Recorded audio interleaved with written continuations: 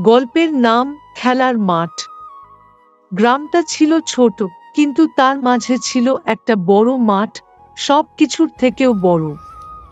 সেখানেই ছিল রতন, বাবু, ময়না আর তাদের শৈশবের শরতের দুপুরের রাগ অনুরাগ। মাঠটা ছিল তাদের স্বর্গ। তারা ছিল রাজা, রানী, সৈনিক, চোর, পুলিশ, কি না ছিল।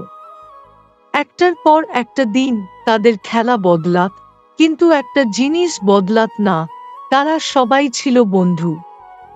একদিন দুপুরে রতন তার ছোট বোনের হাত ধরে খেলতে এলো। বোনের চোখে ছিল ভয়, বড় ভাই যেন তাকে পরিচয় করিয়ে দিল এক বিশাল জগতের সঙ্গে।